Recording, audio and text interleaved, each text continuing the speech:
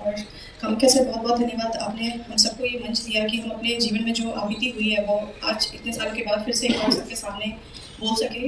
यहाँ पे आने से पहले जब मैंने ये कैंडल स्टोरी 2 की रिव्यूज़ और ये सब देख रही थी, कई बड़े लोगों के कमेंट्स भी देखे कि ये एक अफवाह है और जानबूझकर झूठ फैलाया जा रहा है। तो मेरा केस 2014 का है। लोगों के लिए तो हमारा हर एक बीती कहानी है, तो इसे हम कहानी के जैसे सुने, लेकिन ये एक सच्चा, कहते हैं ना, जो एक इंसान झेल कर निकला है उसकी बीती है। हम सब यहाँ जिंदा आपके सामने बैठे हैं। मैं ये मानती हूँ कि ये हमारा किस्मत है कि हम आपसे बात कर पा रहे हैं।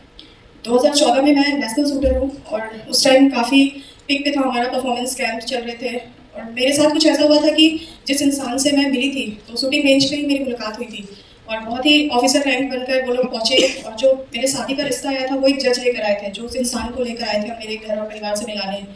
तो मेरी मदर की डेथ कुछ समय पहले हुई थी, तो काफ़ी इमोशनल मेरा मतलब ऐसा चल रहा था कि मैं खुद को संभाल नहीं पा रही थी।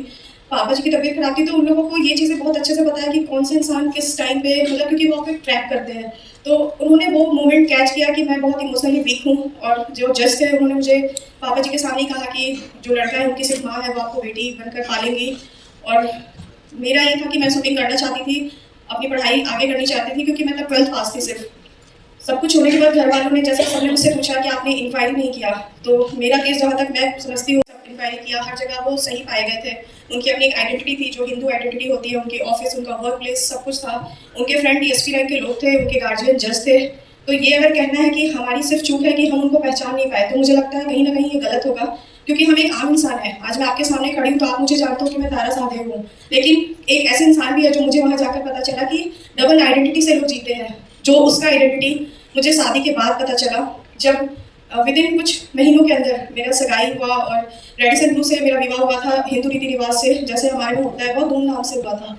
सब कुछ सही चल रहा था, लेकिन शादी जिस दिन हुआ, और लोकल थे, मैं रांची की रहने वाली हूँ, तो वहाँ पे ही उसका मतलब घर था, जो ससुराल कथा कह सकते हैं उसे। तो मुझे वहाँ ले जाया गया।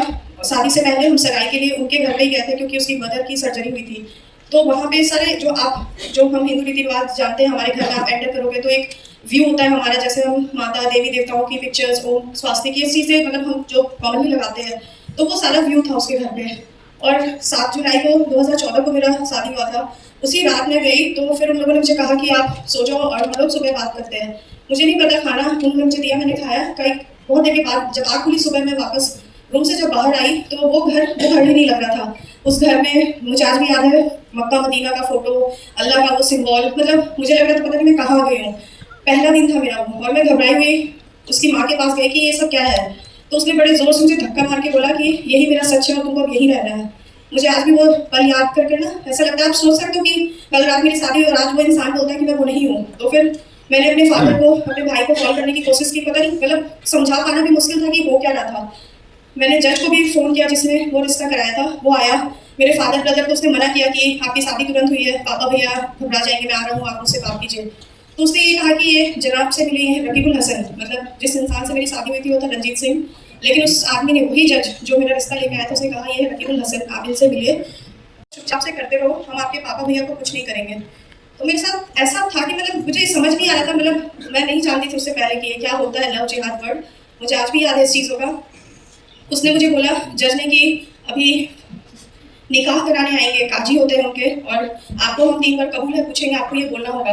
तो मैंने फ़ोन अपना ढूंढा कि मुझे अपने पापा से बात करनी है, मुझे यहाँ नहीं रहना है। तो उसने बोला कि तुम्हारे भाई को हम झूठे रेप केस में फंसा देंगे और तुम्हारे पापा को हम आर्म्स एक्ट में फंसा देंगे। और उनके लिए बहुत बड़ी बात नहीं थी, क्योंकि जो मेरे सामने खड़ा था वो एक जज था, डीएसपी था, जो मुझे धमकी दे रहा था, और हम एक नॉर्मल फैमिली के लोग थे जो ये सबसे बहुत दूर थे, मतलब एक नॉर्मल जिंदगी थी हमारी। तो मैंने, मतलब ऐसा था कि मैं भाग भी नहीं सकती थी, क्योंकि मैं भाग के जाती कहाँ अपने पापा और भैया के पास, जिनको वो पहले ही फंसाने की बात कर रहे थे। तो मैंने उनसे पूछा, चाहते क्या हो और क्यों कर रहे हो मेरे साथ। तो उन्होंने कहा कि हमारा बस एक ही मकसद है, तुम्हें जो हम कहें वो करना है, और आज से तुम सारा परवीन हो। मुझे आज भी याद है, उसने मेरा पूरा आइडेंटिटी ही बदल दिया। मैंने बोला कि कुछ भी हो, मैं अपनी आइडेंटिटी नहीं बदलूंगी। तो उन्होंने कहा कि ठीक है, आप पहले हमारी एक बात मानो, 3 बार कबूल है बोलो।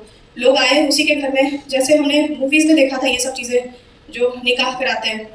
वो जज आया, काजी आए, उसके कुछ लोग आए, एडवोकेट जनरल थे, मतलब कोई भी एक ऐसा आम आदमी वहाँ आसपास नहीं दिख रहा था जिसको हम कह सके कि हाँ मेरी मदद करो। जिस बूढ़ी बुजुर्ग जो माँ के नाम पे थी, वो मुझे धमकियाँ पे धमकियाँ दिए जा रही थी, और उसने कहा बस तुम आज कह लो, उसके बाद सब ठीक हो जाएगा।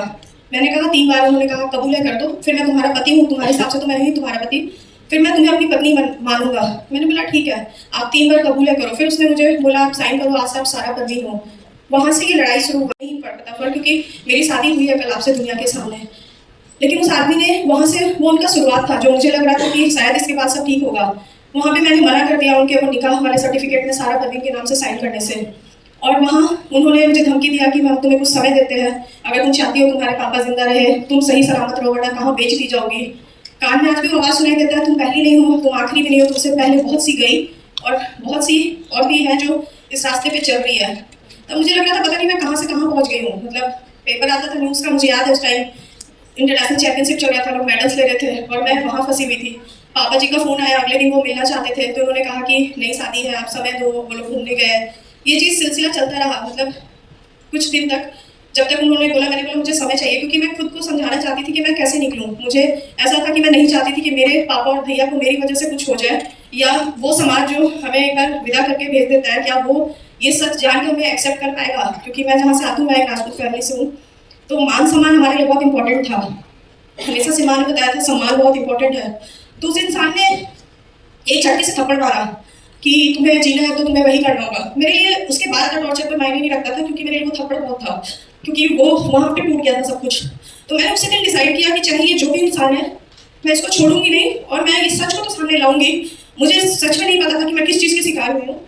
मैंने उस दिन से ठान लिया कि मैं किसी भी कीमत पे इस जज को, इस डीएसपी को, ये चाहे जितने पावरफुल हो। मेरे पास कुछ नहीं था, मैं एक 12वीं पास लड़की थी, ना ही मैं बहुत पैसे वाली थी कि मेरे पास पावर पोजीशन था। लेकिन एक बात था कि जो वो कर रहे थे वो गलत था और मुझे उस सच को लाना था। 40 दिन मैं उस दरिंदे के पास रही हूँ, हर दिन ये सोच कर कि कैसे मुझे ये मौका मिले और मैं वहाँ से बाहर निकल पाऊँ जिंदा। उसने मारा, कुत्ते से कटवाया, कई बार गलत काम करने की कोशिश किया भी। लोगों के पास उस मुस्लिम जज के घर ले जाया गया कि तुम्हें बीफ खाना है, जबरदस्ती हर एक चीज़ कर, जितना एक लड़की को तोड़ सकते हो उसने तोड़ा।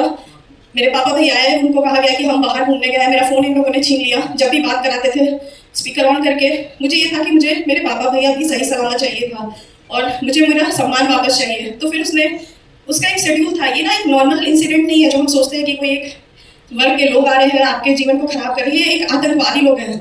मैंने उस पर घर पे देखा था सैटेलाइट फोन, जो हम आम आदमी नहीं देखते हैं, जो हमने मूवीज में देखा था। वो रात इसके उसको पैसे आते थे कैश, जब बेल बजता था पैसे का बैग भरा हुआ आता था। ये एक आम लोग नहीं है जो हम सोचते हैं कि नहीं कोई एक लड़की थी जो प्यार के चक्कर में फंस गई और किसी मुसलमान के घर चली गई या शादी कर लिया। ये हमारे लिए सोच से बहुत परे है। बहुत ही सिस्टमेटिक वे में मेरे सामने कई लड़कियां उसके घर पे आई थी और वो बच्चियां वैसी थी जो 12th के बाद एक अच्छे कॉलेज में एडमिशन कराना चाहती थी, जिनको ये झांसा देते थे कि हम आपका एडमिशन करा देंगे। मतलब हर वो कमजोरी जो आपका है वो उन्होंने नस दबा रखा है उस चीज़ों का, और वो जानते हैं कि आप किस चीज़ों के लिए कमजोर हो और आप किस चीज़ों से उनके काबू में रह सकते हो। मेरे कमजोरी मेरे पापा और भैया थे। ये सब चीज़ों को देखकर बस मुझे इतना था कि मुझे उसके घर से जिंदा निकलना है। और प्रॉब्लम ये था कि वो इंसान जब भी फ्लाइट पे चढ़ता था, एक तो उसके पुलिस के बॉडीगार्ड थे जो फ्लाइट के नीचे खड़े थे, जो मैं भाग नहीं सकती थी। मैं भाग के कहाँ जाती? पुलिस स्टेशन, जहाँ डीएसपी वाले रैंक के लोग खुद उसके घर सामने आते हैं। कोर्ट्स के पेपर, हाई कोर्ट के वो जज, ऐसा लगता था मैंने कोर्ट मेरे केस से पहले सिर्फ देखा था मूवीज में। वहाँ देखा कि कोर्ट में कैसे पेपर्स आते हैं, ये जजमेंट बोलता था एडवोकेट जनरल, वो साइन करता था जज। मतलब उन लोगों ने पूरे सिस्टम का एक तमाशा बना दिया। फिर डर लगता था ये सोच के कि मैं कहाँ जा रही हूँ लड़ने, मुझे जाना है पुलिस के पास, मुझे केस लड़ना होगा कोर्ट में। ये सब तो इसके घर में है ना, और कहते हैं बिस्तर में दिखते हैं ये लोग उसके। और फिर भी मुझे नहीं पता था मेरा अंत क्या होगा, लेकिन मैं वहाँ नहीं मरना चाहती थी। मैंने डिसाइड किया कि बस किसी भी कीमत पे मुझे बाहर निकल जाना है। एक काम वाली थी जिसने मुझे वो हिम्मत दिया है, आज भी मैं उसकी थैंकफुल हूँ, जिसने मुझे इतना हिम्मत दिया कि दीदी आप भाग जाओ, कहीं भी भाग जाओ। तो उसी लड़की ने, उसी काम वाली ने ही, मैंने उसको नंबर दिया था कि जब मैं कहूँगी तो मेरे पापा भैया को ना पुलिस लेकर आएंगे घर पे, क्योंकि मुझे पता था ये मुझे ऐसे तो कभी जाने नहीं देंगे। उस काम वाली ने ही मेरी मदद की। और एक दिन समय आया, क्योंकि उसके फ्लाइट का टाइम जैसे हमें पता है, क्योंकि रांची की थी मैं, हमारा बहुत 2014 का टाइम है, बहुत ज़्यादा फ्लाइट नहीं चलते थे दिल्ली और कोलकाता की रात की फ्लाइट। तो शायद उस दिन भगवान मेरे साथ थे। उस दिन रिंग हुआ बेल, तो मुझे मारकर बहुत ही बुरे कंडीशन में किया था। तो मुझे काम वाली उठाकर बाथरूम लाती ले जाती थी, क्योंकि मैं चलने के लायक भी नहीं थी उस टाइम। तो बेल बजा तो काम वाली, क्योंकि मेरे साथ थी, तो उस आदमी ने खुद गेट खोला। तो जो भी वो इंसान था उसने कहा कि सर आज रात की आपकी फ्लाइट कंफर्म है दिल्ली की।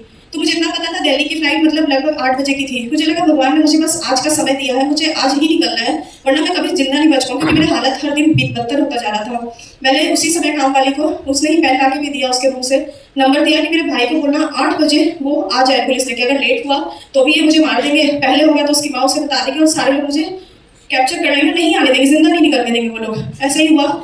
लेकिन पुलिस को भी मेरे पापा ने कंप्लेन शायद दिया, नाम सुनकर ही उन्होंने पहले तो हाँ ही नहीं भरा, बट फिर भी महिला पुलिस के साथ पापा ने भी, अब मेरे हैं कुछ नाना जी थे तो उन्होंने हेल्प किया किसी भी तरीके से, करते करते उन्होंने लेट कर दिया। 9:15 बजे तक शायद वो लोग पहुंचे, 9:15 या 9:15 का समय था। मैं जैसे ही पहुंची तो उसकी माँ को मुझे आज भी बढ़ जाती, लड़की भागने में कामयाब हो गई है, इसको रोको। उसने फट से जज को फोन लगाया, पुलिस तो सामने खड़ी थी, मुझे आज भी याद है, एसआई था वो भी एक मुस्लिम ही था जो जेंट्स था, और एक मैम थी।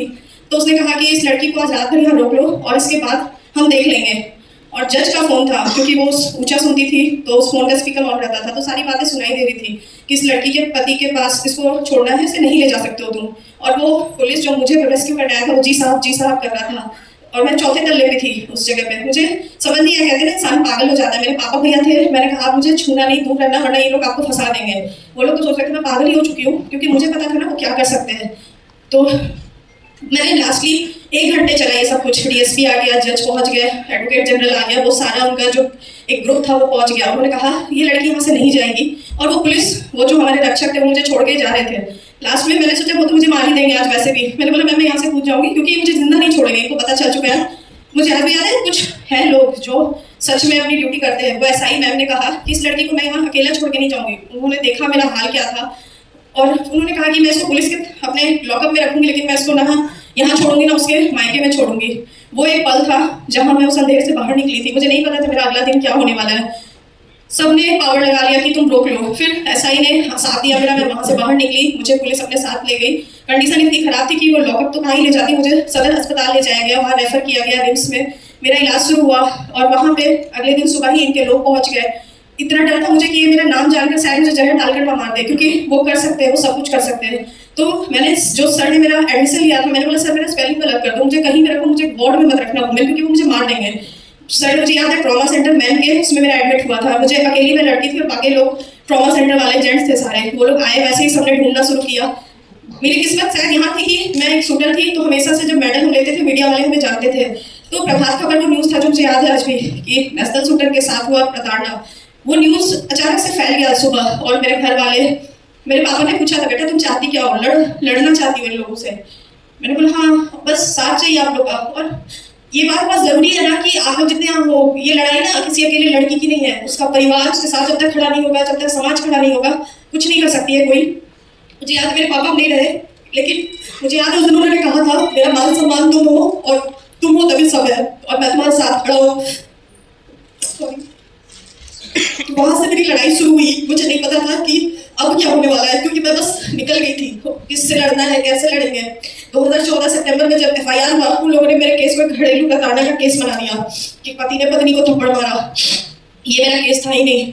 मैंने इसके लिए सीएम से मिलकर बात किया कि मुझे पुलिस पे यकीन नहीं है, क्योंकि मैंने पुलिस को ही, और हुआ भी ये, डीआईजी आए थे मेरे घर में मेरे पापा को धमकी देने कि अपनी बेटी को लेके कहीं चले जाओ और चाहते हो जिंदा रहे। तो पापा का वर्ड मुझे याद है, अगर मरना था तो तुम वहीं पे थी, वो ये लड़ने आई हो तो हम लड़ेंगे। फिर वहाँ से हमने बहुत फाइट किया। मैं थैंकफुल हूँ हर संगठन, हर समाज के हर एक लोग के, मेरे परिवार का, जो लोग मेरे साथ नींव बन के खड़े रहे। हम लोगों ने 1 साल लगा था मेरे केस को सीबीआई का केस टेक ओवर करने में, जब सीबीआई मेरे केस को टेक ओवर करके आगे बढ़ी थी, क्योंकि मेरे पास सारा प्रूफ था, लेकिन कोई मानने को तैयार नहीं था। उस दरिंदे को पकड़ने के लिए रेस्क्यू टीम जो पुलिस की होती है, जो शायद अरेस्ट हो जाना चाहिए था, उसको उन्होंने 4 दिन का समय दिया कि वो सारा प्रूफ अपने घर से निकाल दे। हर एक चीज मीडिया के सामने था, और थैंक यू, हमेशा से मैं रहूंगी मेरे केस में। मीडिया नहीं होती तो शायद मैं जिंदा ही नहीं होती। मीडिया ने अपनी तरफ से हर एक न्यूज लाकर इतना प्रेशर बनाया उस दरिंदे को, यही जबकि मैं रांची में थी, वो रांची में था, वो यहाँ दिल्ली हरियाणा के किसी बॉर्डर पे अरेस्ट किया गया था। मतलब इस लेवल पे जज की गाड़ी से वो भागा था, जो आज भी ऑन रिकॉर्ड है। तो कहानी ना, ये सिर्फ मैं बस इतना ही कहने आई कि ये एक लड़की या किसी एक परिवार की स्टोरी नहीं है, ये हर एक दिन, हर एक समय के साथ। अभी जब मैं पीछे खड़ी थी तो लोगों को मैंने देखा, सब अपनी कहानियां बता रहे हैं। हम जिसको कहानी कहते हैं वो हमारा लाइफ है, और वो जानते हैं कि हिंदू लड़कियां कमजोर यहाँ होती है कि हम जब समाज के पास जाते हैं तो वो कहते हैं कि तुम्हारी गलती है, तुमने ही गलत किया, तुम्हें ही पैसे वाला लड़का चाहिए था, तुम्हें कुछ, मतलब हम ही है। उसको पता था, और उसने ये कहा था कि जाओ, तुम कहाँ जाओगे, मुंह नहीं दिखा पाओगे। मैंने देखा है लोग मुंह कवर करके आते हैं। मुझे उसने बुरखा के लिए बहुत टॉर्चर किया था, तो मैंने उसने कसम खाया था ये मेरे पहचान की लड़ाई है और मैं मुंह छिपा के तो कभी नहीं लड़ूंगी, और मैंने कभी भी अपने आप को कवर करके नहीं लड़ा, क्योंकि मरना तो वैसे भी है, किसी दिन भी मरेंगे, लेकिन ऐसे घुट के तो नहीं मर सकते। और फिर उसके बाद कंटिन्यू 9 साल लगे। सीबीआई ने केस लिया, सीबीआई के बाद मेरा 162 जो नॉर्मली केस में एक बार होता है, मेरे केस में 2 बार रजिस्टर किया गया। मुझे जो आप कहते हो ना स्टेटमेंट रिकॉर्ड होता है विक्टिम का, कोर्ट में मुझे याद है 8 महीने मेरा पर डे बेसिस पे, सिर्फ ऑफ डेज हॉलीडेज छोड़कर, मुझे 9 बजे से लेके 1-1:30 बजे तक का कंटिन्यू मेरा चलता था क्वेश्चन। मतलब किस लेवल के लोगों ने नहीं चाहा कि हम टूट जाए या मेरा बयान बदल जाए या वो इंसिडेंट में भूल जाऊँ। हर एक पल, हर एक चीज आंखों के सामने था। तो जज ने स्टेटमेंट में भी लिखा 9 साल लगे हैं मुझे इस लड़ाई को लड़ने में। 2023 में मेरा जजमेंट आया, 23-24 में, जिसमें जज ने ये माना और उस दरिंदे को उम्र कैद का सजा मिला है, और वो जज उसे 15 साल का सजा मिला और वो पूरी को भाग गया 10 साल का सजा मिला है। तो बस लड़ाई यहीं पे नहीं, आज भी वो बेल के लिए अप्लाई कर रहे हैं। लड़ाई का शुरू है। अफसोस बस इतना है कि हमने इतना साबित किया कि ये हो रहा है, फिर भी ये चीजें हो रही है। मैं बहुत थैंकफुल हूँ सर की आप लोग जैसे लोग हैं जो ये चीजों को सामने ला रहे हैं, क्योंकि उनको पता था ना कि हम कभी इसको समझेंगे नहीं, ये हमारे लिए, इस दुनिया के लिए सिर्फ एक कहानी है। तो आप लोगों के सामने हम इसलिए आए हैं क्योंकि आप समझो हम जिंदा हैं और ये सच है। और ये कुछ लोग हैं, कहते हैं ना हमारे समाज में 2 तरीके के लोग हैं। एक वो स्तर के लोग हैं जो इसे छुपाने पे लगे हैं, क्योंकि मेरे ट्विटर में मैंने एक बुक देखा था कि लव जिहाद एक फिक्शन करके एक बुक आया था, बहुत बड़े कोई है शशि थरूर जी, उन्होंने कमेंट दिया था। तो बहुत अफसोस की बात है कि वो जैसे लोग, और वो रवि क्या नाम है, कोई मीडिया का ही है, वो भी यही सेम बात कहा उसने कि ये सब एक झूठी कहानी है। तो मीडिया के भी कई लोग हैं जो 2 पार्ट में बट चुके हैं। मतलब आप लोगों को, मैं हमसे ज्यादा आप लोग जानते हो कि किस तरीके से लोग किस चीजों को गलत और गलत को सही करने पे लगे हैं। तो ये लड़ाई शुरू तो की है और अंतिम सांस तक मैं सर से यही कहा कि मेरा सौभाग्य है कि आपने मुझे याद किया कि मैं आप लोगों के सामने आ सकूं। आप लोग बस इतना है कि इन चीजों को एक पॉजिटिव व्यू में ले, ये एक सच है, ये कोई छलावा नहीं है। और वो लोग बहुत स्ट्रांगली इस चीज को लेकर बैठे हैं कि जब तक हम ये सब साबित करेंगे, वो लोग कितनी लड़कियां आज भी, अभी भी इस पल भी कोई लड़की उसकी शिकार हो रही होगी। तो बस मैं आप सबका धन्यवाद करूंगी जो आप यहाँ आए, आप लोगों ने सच सुना। सर आप लोगों को दिल से मैं प्रणाम करती हूँ, और सभी का जो समाज खड़े होते हैं हम जैसी लड़कियों के साथ, उन सबको धन्यवाद कहती हूँ। मीडिया का हमेशा से बहुत बड़ा आभार रहा है और हमेशा जिंदगी भर कृतज्ञ रहूंगी। धन्यवाद।